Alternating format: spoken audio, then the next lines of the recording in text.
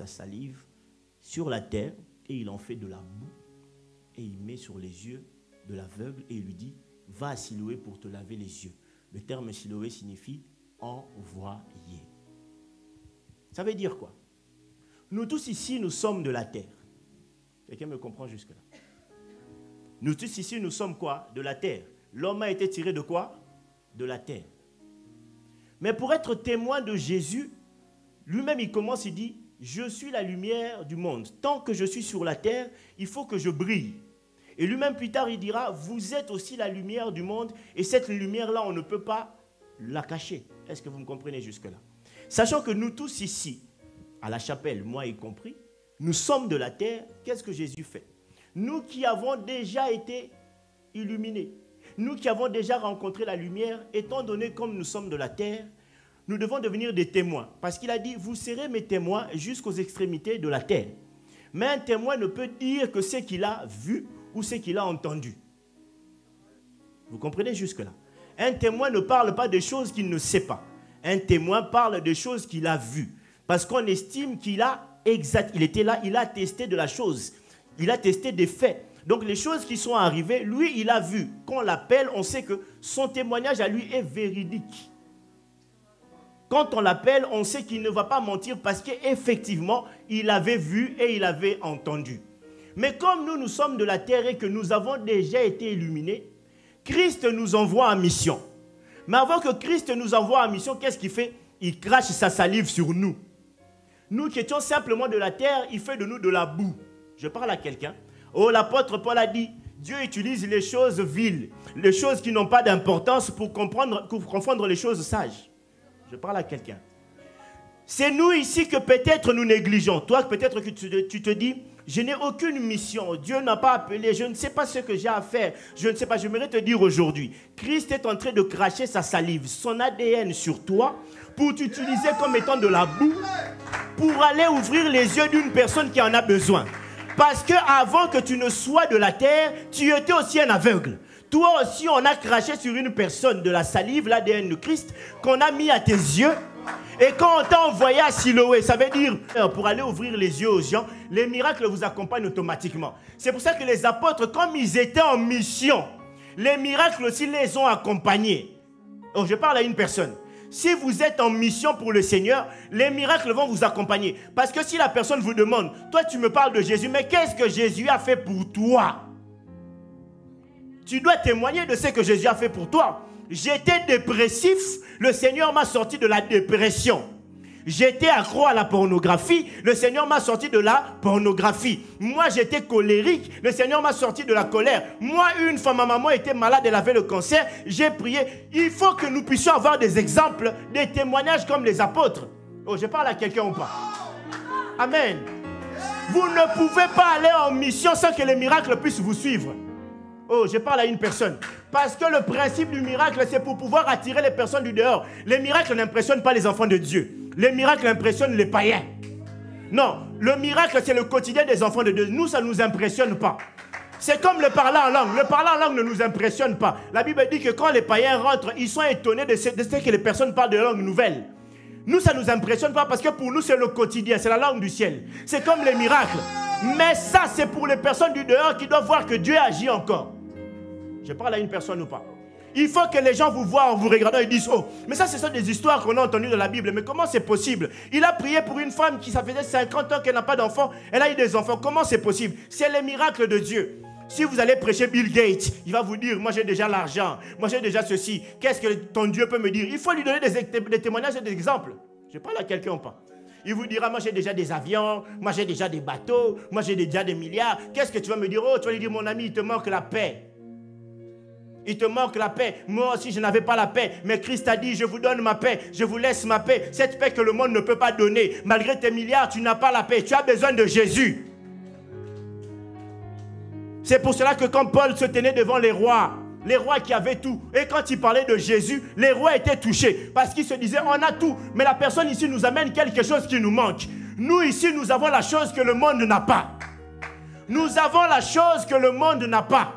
Nous avons Jésus. Avec Jésus, c'est l'assurance d'avoir la paix quotidiennement. Oh, je parle à une personne ou pas? avec Jésus, ça veut dire que quand les combats se multiplient, je suis sûr d'avoir la victoire. Nous avons la chose que le monde n'a pas. Le problème, c'est que nous-mêmes, nous ne savons pas que nous avons cette chose-là. Nous-mêmes, nous ne savons pas que nous avons Jésus. Pour nous, Jésus est un slogan. Pour nous, Jésus est un nom. Mais pour les apôtres, Jésus n'était pas un slogan. Pour les apôtres, Jésus n'était pas un nom. Pour les apôtres, Jésus était une vie. C'est pour cela que Paul pouvait dire, ce n'est plus moi qui vis, mais c'est Christ qui vit en moi. Et si Christ faisait des miracles, je le fais aussi. Parce que j'ai des témoignages que je dois dire. J'ai des choses que je dois raconter. Ah, j'aime Job quand il dit, j'ai entendu parler de toi. Jusque-là, beaucoup de nous avons entendu. J'ai entendu que Dieu avait fait avec Abraham. J'ai entendu que Dieu avait fait avec le voisin. Amen. C'est comme les célibataires qui entendent les histoires de mariés. Pardonne-moi les célibataires. J'ai entendu que mon ami s'était marié. J'ai entendu que... Non, ça c'est lui. Amen. Avec son Dieu, selon sa grâce. Tu as entendu. Job a dit, j'ai d'abord entendu parler de toi, mais maintenant j'ai vu, voir. Le témoin, il voit. Le témoin, il voit. Quand on dit à quelqu'un, tu es mon témoin de mariage, ça veut dire que lui, il connaît comment l'histoire a commencé. Il avait vu. Amen. Oh, est-ce que je parle à quelqu'un aujourd'hui? Je parle à quelqu'un. Le témoin voit, il voit. Demandez à Dieu de vous faire voir quelque chose. Vous ne pouvez pas être à l'église sans vous dire que je suis en mission. Vous êtes des missionnaires. On a souvent l'habitude de dire à l'église, quand Dieu donne la mission, il donne aussi la provision. Mais comment vous allez recevoir la provision si vous n'allez pas en mission? Comment vous allez recevoir la provision si vous n'allez pas en mission?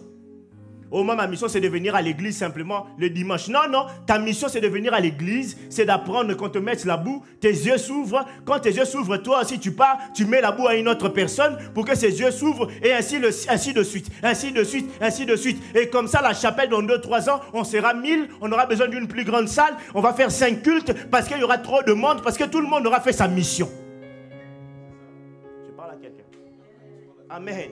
Oh, il y a une personne qui attend que tu puisses prier pour lui, que tu puisses exercer ton don de guérison. Il t'attend dans la rue. Toi, tu es ici à l'église, tu as le don de guérison, tu parles en langue, tu multiplies les prières, mais la personne là qui t'attend, il attend ton passage. Tu n'es toujours pas passé. Ah, la personne là, le boiteux, il attendait que Pierre et Jean passent. Jésus était passé plusieurs fois là. Pendant des années. Cet homme-là était là, mais Jésus ne l'avait pas guéri. Vous comprenez jusque-là? Jésus ne l'avait pas guéri parce que c'était à Pierre et Jean de le faire. Jésus savait que moi, si je pars, Pierre et Jean doivent le faire. Mais si Pierre et Jean avaient dit après Jésus, nous on arrête, cette personne n'allait jamais se mettre debout. Je parle à quelqu'un. Il y a des personnes que le pasteur Daniel Jonathan va passer. Il y a des personnes que le pasteur Jean va passer. Il y a des personnes que moi je vais passer. Mais ces personnes-là attendent que toi tu passes pour les toucher. Je parle à quelqu'un. Moi, je vais passer à côté d'eux. Peut-être je vais les regarder. Je vais m'en aller. Mais toi, le jour où tu vas passer, le Seigneur te touchera de lui dire, lève-toi au nom de Jésus et marche. Ah, il n'attend que toi, il n'attend que toi. Il n'attend que toi, il n'attend que toi. Il n'attend que toi, il n'attend que toi. Elle n'attend que toi. Dans ta famille, cette maladie qui dure n'attend que toi. Ces problèmes qui durent n'attend que toi. Ce pays ici qui ne change pas n'attend que toi. N'attend que toi. Tu me regardes avec silence, mais je sais que tu es concerné. Ça n'attend que toi. Tu auras beau partir à gauche comme Jonas, à droite comme Jonas, Dieu te ramènera sur ta mission. Si tu es enfant de Dieu, ça n'attend que toi. Je parle à quelqu'un. Est-ce que je parle à quelqu'un? Ça n'attend que toi. Ça n'attend que toi. Mais s'il te manque des exemples ou des témoignages, dis à Dieu, maintenant je vais voir les miracles. Alors les apôtres ont dit ceci. Les apôtres ont dit ceci. Ils ont dit ceci. On va le relire. On va le relire et nous allons prier. Ils ont dit ceci. Ils ont dit, et maintenant Seigneur, vois leurs menaces et donne à tes serviteurs d'annoncer ta parole avec une pleine assurance. J'aimerais d'abord vous dire, demander à Dieu de vous donner la capacité d'annoncer sa parole avec une pleine assurance. La Bible dit, là où il y a l'Esprit de Dieu, il n'y a pas de timidité. C'est un esprit de force et de courage que nous avons reçu. Dis à ton voisin, l'esprit de force et de courage. Amen. Et on continue, on dit ceci. Est-ce que tu peux me jouer onction? en étendant ta main pour qu'il se fasse des guérisons, des miracles et des prodiges par le nom de ton saint serviteur Jésus. Ils ont demandé que quand ils vont parler, qu'il se fasse des miracles et des prodiges au nom de Jésus. Le miracle n'a pas de couleur. Est-ce que vous me suivez? Si Dieu permet, peut-être un jour, je ne sais pas, on parlera de « il a été nourri 3 fois ».